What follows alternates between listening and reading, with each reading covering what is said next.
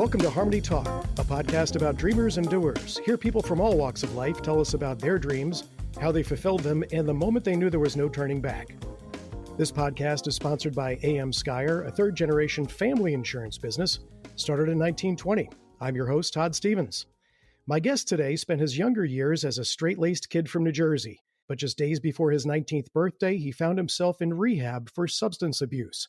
For the next 4 years, he battled his way through recovery, facing some very dark days along the way. Today, his dreaming and doing, his mission, quite frankly, is to help others with similar struggles, and he's sharing his story in his new book, My Addiction, My Superpower. Mitch Motivates, welcome to the program. Thank you for having me, Todd. I'm honored and grateful. Well, thank you again. And Mitch, let me begin by offering you congratulations on achieving 16 years of sobriety, as I understand it. 2 days ago, this past Sunday, August 25th, if this podcast is in the future, I celebrated 16 years of continuous sobriety, abstaining from all mood or mind-altering substances, drugs, alcohol, you name it. Well, that's an amazing accomplishment. So certainly all of our congratulations go to you for that. It takes a tremendous amount of willpower, I know, and having read your book, I know you've certainly been through it all. And you're sharing some of the most personal, candid details of your life in this new book. You really get personal.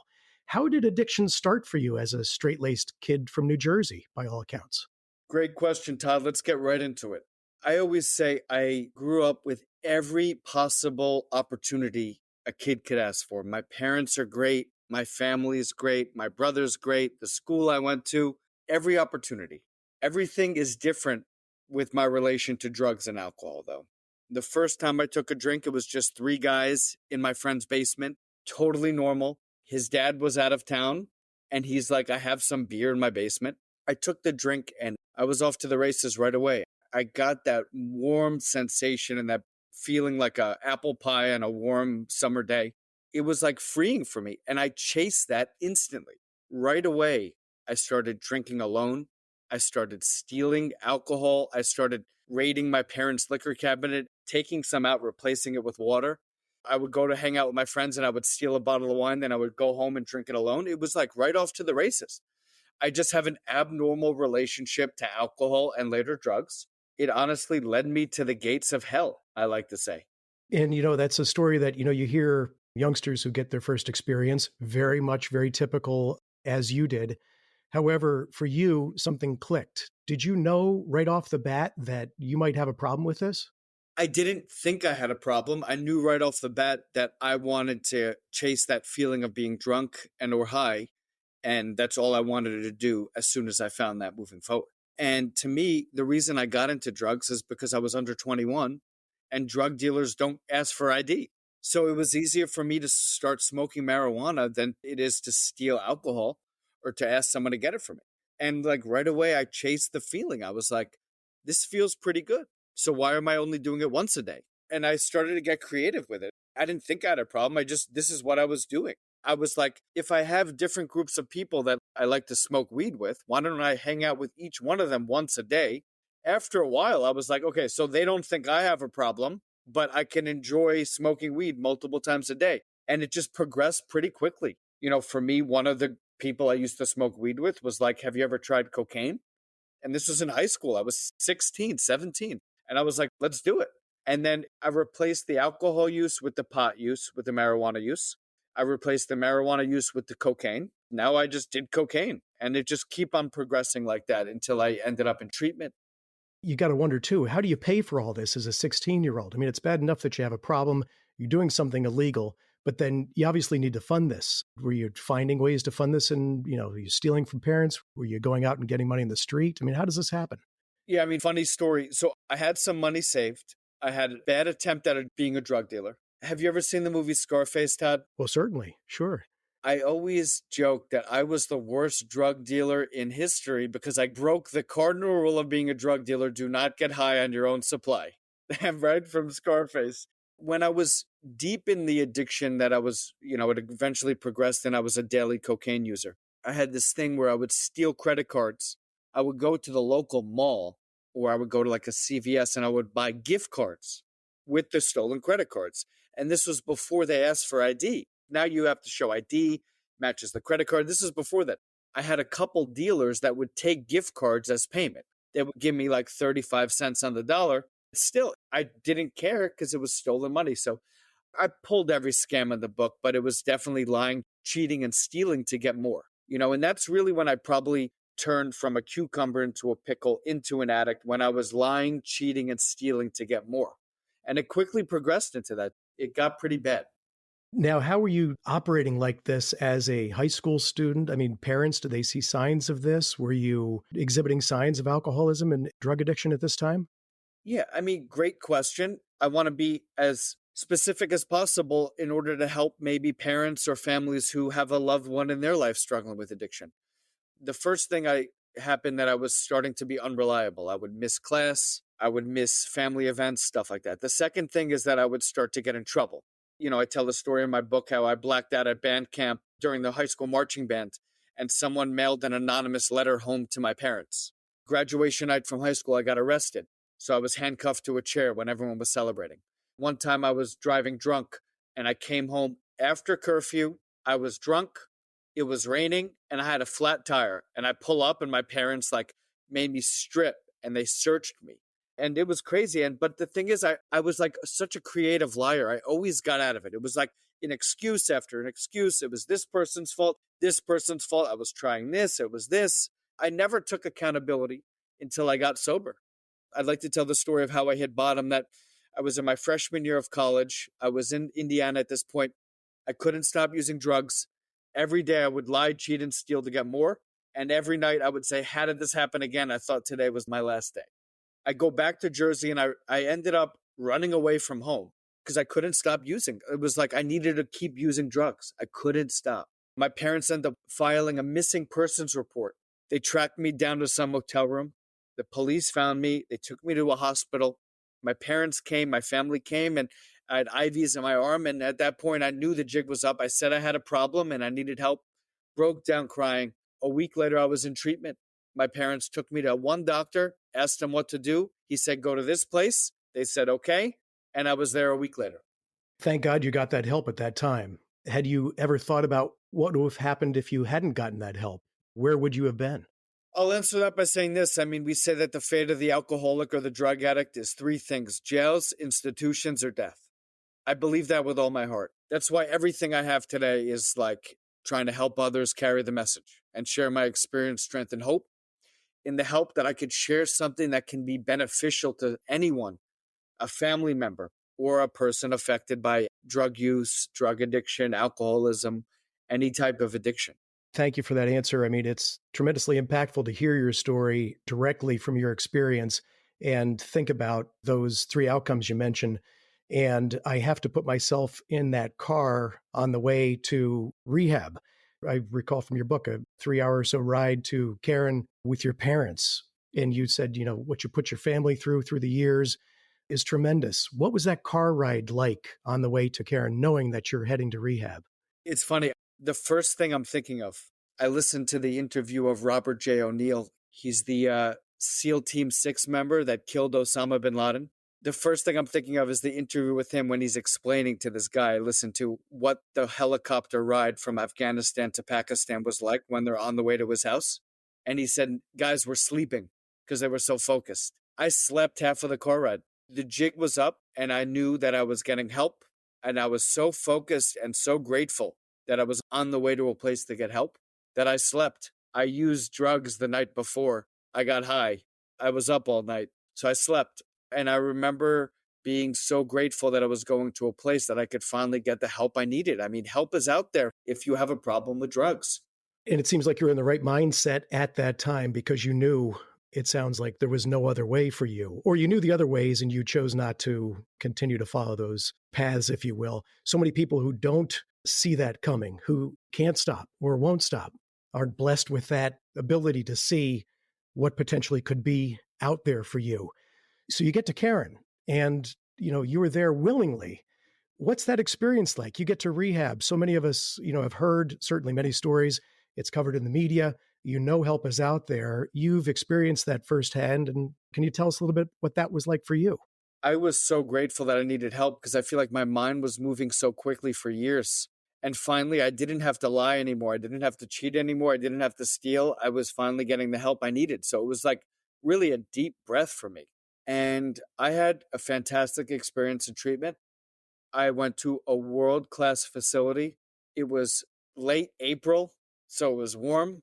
And I got there and guys were playing football outside. I was like, is this a drug addict summer camp or what? And treatment was great because I was done lying, cheating, and stealing. I stuck with the right people. I mean, for good or bad, I got an education on drug addiction and alcoholism. I say for good or bad because it's like anything. If you seek out the wrong people that maybe have been court ordered to treatment and are trying to smuggle drugs in, you're not going to be with the right people. But I stuck with the winners. I wanted to be there and I listened to the professionals. And I still carry those principles with me today over 18 years later. That was April 2006. It's over 18 years ago. I was in treatment. I was just leaving at this time 18 years ago after 4 months. Yeah, and you're like a college sophomore or freshman sophomore year, so that age bracket. Now, one of the things I read in your book that was very helpful for you was there were people of a similar age there, so you could relate and they could relate to you through their stories. How critical is that? Yeah, I was in the young men's primary, which primary care is 28-day program. And then I went to the young men's extended care, which is a 90-day program. So I was there for 4 months. The community of people was like so refreshing because you just hear similar stories. You hear similar people are in similar points of their lives. Again, like I'm stupid sometimes. I need to see people doing it in order to believe that it can be real. The community of people that I wasn't alone and I could be with other people who we have a common struggle and then a common goal in staying sober really helped me a lot.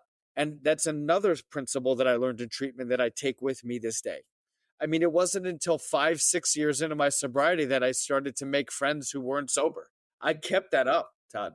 Yeah, and that's a big step. And speaking of steps too, I know you really felt the 12-step program helped you tremendously. And is that something you carry on through life today? I went to my first AA meeting, 12-step meeting in treatment, and we learned a lot about the 12 steps. And I'm very active still, even 18 years later in my program. One of the things that I do is I give people all the options of recovery and I let them choose what's best for them. And that's what I was given. It was a little bit militant, but I needed it at the time as a 19-year-old kid. But AA is the oldest recovery program and it helps the most people. When I first started out being a sponsor, I would say AA has no monopoly on recovery. If you find something, I'm beg you, that's easier, that takes less of my time, that's like some sort of pill, that maybe like a 15-minute hypnosis session that cures my alcoholism and will promise freedom, I am all in. I'm down. I'm leaving AA in a second. You know, and 18 years later, I haven't been proposed that option, but I'm still have my mind open. But no, jokes aside, it works the best for me. And I went all in and I stayed sober. So why wouldn't I think it's the best? Absolutely. You are the proof. You're the living proof of that. And so others don't think that, you went away for a month and then followed AA and everything's been fine. That wasn't the end of recovery for you. In other words, you just didn't go to Karen and come out and say, hey, all is fine. You took other steps. You went to other lengths in that program. Can you just spend a minute telling us what that looked like the next 3 or 4 years for you? Of course. I mean, I just had smart feet and I just like didn't really listen to what I thought I wanted to do. I listened to the professionals and I had smart feet. I just put one foot in front of the other. So I went to treatment, then I went to the extended care program. So another 90 days. I didn't have to stay for 90 more days. I did. From there, I went to a halfway house. This guy, Scotty, who ran the house, used to work at Karen and then he lived in the Poconos, which is like an hour and a half, 2 hours from Karen. And he had a house for guys only. It's like a halfway house. So I lived with him for 4 months. Scotty told me to go to meetings, told me to get a part-time job, told me to go back to school. I did all those three things. From there, Scotty said, I want you to get an apartment in the area. I want you to live with guys from the house. So me and two of the guys got an apartment together. I'm just surrounding myself with the sober community at this point. Like everything I was doing is sobriety first, then everything else after. From there, I got another apartment with one of the two guys in another area of the Poconos. And it was only in that point till I was like, you know what, maybe I could go back to Jersey. But I found out that Rutgers University had a program for students in recovery. I applied to the program. I had meetings with them. They helped me get into Rutgers, and I lived in this like sober college dorm. I ended up living there for 3 years. Then through that program, I had an internship and then would move in New York City. When I moved to New York, I moved in with a sober guy I met at Rutgers. So for like the first 6 years of my recovery, I lived with sober people. It was the only thing that was important to me. I'm so happy I did that because I sustained a strong foundation, Todd. It was unbelievable. And then the rest just sprouted from there. This is what it was like, Todd. Do you know how a bamboo tree grows? Absolutely. You plant the seed for the bamboo tree and you have to water it at the same time, same amount each day. And weeks go by, same time, same amount. You're watering this bamboo. You don't see anything. Months go by, years go by, 2, 3, 4 years. You're watering the bamboo at the same time, same amount every day, and you don't see anything. But what's happening is under the surface, what you can't see is the foundation is getting so strong and spreading, and the roots, and you're throwing anchors everywhere. By the time I think it's like after 7 years of watering the bamboo at the same time for the same amount, it spurts up to 75 feet in 6 weeks. And that is like what my recovery looked like. Every day I was grinding it out. I was putting recovery first. I was building a solid foundation, and it wasn't perfect. Storms came. I had relapsed. I got girlfriends. My cousin died. Storms came, but I was watering the bamboo the same time, the same place. I was building the solid foundation. So by the time I was in New York and I was on my own, my bamboo tree just spread, and I was able to be successful in the city with that recovery as my foundation. So it's like the bamboo, Todd. It's an incredible story. Yeah, when you've got that strength at the base, you can waver at the top a bit and still remain strong. And even though you mentioned briefly relapse and you go into detail in your book, you didn't give up. You didn't just say, well, I tried this. It wasn't for me. This is apparently who I am. Is it because of that foundation you kept coming back to center? One thing I know about myself is I have a high pain tolerance and I don't quit. I think it's why I enjoy running marathons. I'm unathletic and I'm like short and have a little belly. But somehow I've ran 7 marathons and 3 half, but like I just won't quit. So every time I relapsed, my foundation was so good that I just went back to meetings. Sometimes I even lied about it. I just kept going back to meetings. And there's always one day at a time, the principle to go back to. And I just kept coming back. And I just like, no matter how many times I failed, I got back up. I went back to meetings. I went, told on myself, got honest with a sponsor or with my therapist or with my fellows in my community, whatever that was, either at Rutgers or New York or the Poconos. And I just kept coming back. I refused to quit because I believe this is life and death. And like I told you already, the addict is set to the fate of jails, institutions, or death. I refused to quit, and I just kept coming back, Todd. To have that amount of resilience, you are certainly, and to talk to you and your energy and enthusiasm, around your sobriety and your life today are contagious. Do you consider yourself a dreamer? Yes, I dream a lot. I visualize, I manifest. I've always been like that. And I ask you that because this podcast is about dreamers and doers. And by the way, for our listeners, if you're enjoying this talk today with Mitch Motivates, you can check out HarmonyTALK podcast for our other dreamers and doers and our conversations there. We welcome you to do that. But, your life in New York really pivots. And in your reading your book, I see so much motivation and dreaming because it's in this phase of your life that you're talking to people. And with your addictive personality, as you mentioned, you begin working out more. Soul Cycle. There's a great chapter in your book, Mazel and Soul Cycle. Mazel's your dog, I believe, as in Mazel Tov. And it really gets more into the personal side of what you do. And you're getting other people involved in recovery.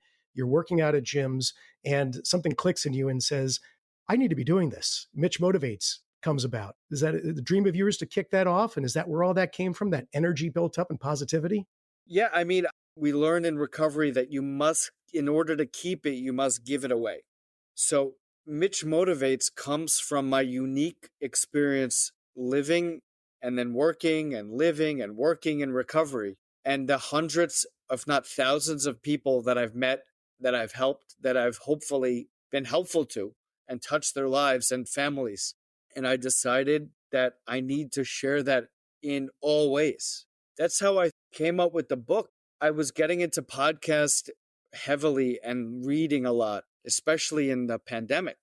And I was like, what a better way to share my story than to write it down and to put it on Amazon. It's not only something I dreamt about, it's beyond my wildest dreams what my life is today.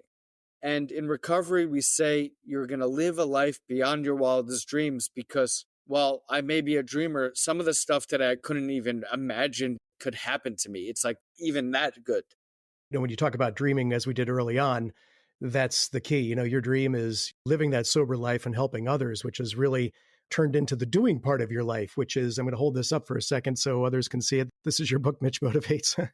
And sorry, the glare is kind of hitting it on the screen there, but I wanted to just get your thoughts on a few things. In your book, you lay out a number of helpful tips. We're not going to call them steps necessarily, but helpful tips. And I'm not going to list them all because I don't want to be a book spoiler, because I encourage people to go out and get this. It's an easy read, by the way, keeps my attention, which says something. But a few things are great for me. Structure is priceless. Honesty will save your life. And one that really hit home for me was just because your job is helping people doesn't mean your job is helping you. And I think that's one we can all relate to, especially anyone who's in the healthcare field or anything along those lines. Is there one particular tip that sticks out to you as a must-have? Todd, I'm just so grateful that you said those nice things about my book. I mean, thank you so much. I mean, literally, I'm a dreamer, like you said, so spot on. But we could start with the last one. It's important to me to be a productive member of society. There's a part in the big book of Alcoholics Anonymous where they say, basically, don't be like the retired person in Florida with his shirt off tanning, complaining about the State of the Union when you're on your ass, like enjoying the sun. I'm a productive member of society. My grandfather, may he rest in peace, worked till he was 94 years old. I know no other way than to contribute and to be productive to society. I have a lot of experience working in recovery, and my message to those people is like, just because your job is helping people doesn't mean it's helping you. Today, I have an opposite job. I don't work in recovery. The book is not really a money-making thing. It's just something I did for fun, just to put my name out there. And I think it's very important. It doesn't only have to apply to work in recovery, because the best analogy is when you're on the airplane and they make the security announcements, they say, put on your oxygen mask first before you put one on your loved one. Anyone can relate to that. Life can be so intense sometimes. In the past couple years, it's been very intense for mostly everybody. And we have to realize that we only get one life. And sometimes I just have to remember to stop and smell the roses. So I think like that is a useful tip to anyone who has a job, to anyone who's productive, that works for a living to put food on their table for their family. I always have to remember that just because your job is helping people doesn't mean it's helping you, to remind myself to take care of myself. If I'm not taking care of myself, what good am I to anyone? Right. And you have to do self-check-ins, which is great. And you're so right. Your book offers a lot of advice, whether you're in recovery or not. I mean, just general life day to day. I'm going to squeeze a few more minutes in our remaining moments of your knowledge out to help people who might be waiting to hear this. So if you or someone you know is suffering from alcoholism or addiction of any kind, what's the first step? The first step is knowing that help is out there. Help is out there. You don't have to navigate recovery alone, okay? And the best place that I would start is Googling treatment centers in your area, or calling your insurance company and asking if there's any treatment centers that take my insurance, because help is out there. And another tip in my book is it's never too early to ask for help. And I was talking about this last night with someone. I wanted to help their brother-in-law, and I said, he has nothing to lose by going to treatment or look at an intervention or even calling me. But he has everything to lose by continuing his life currently. Good point. And how do you manage stress now that you've been clean and sober for 16 years? Prayer, meditation, and fitness. Any type of workout works. And again, like I always point out the extremes to people. You could work out twice in one day, or you can take a 15-minute walk around the block. They both do the job. So any type, I reach for prayer, meditation. I reach for my phone. The phone is never too heavy. And any type of fitness works for me. And if you could, what advice would you give your 15-year-old self if you could look back from today? I would say one day at a time, Mitch. I remember stressing out at the first job I got after college. And I would just say to myself, one day at a time, just take it one day at a time. And the last thing I'll share is man plans and God laughs. You may have this grandiose plan of what your life is going to be like. I know I did at 15. And now my life is upside down to what I would ever think in a good way that it would be. Yes, and 16 years in recovery, celebrating that. How's life today, Mitch?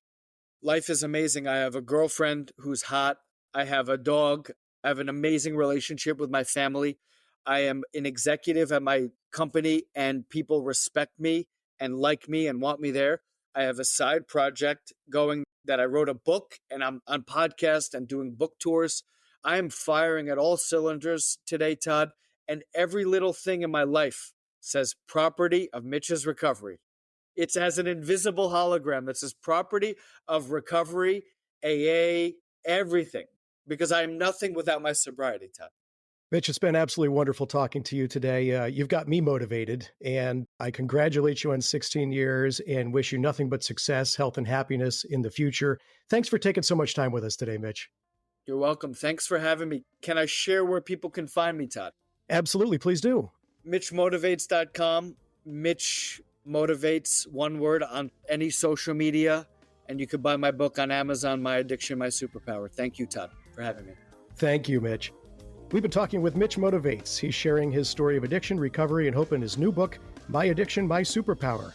Learn more about this dreamer and doer by checking out MitchMotivates.com and follow him at Mitch Motivates. And if you or someone you know is looking for a treatment center, visit treatmentatlas.org. And remember, help is always available at aa.org.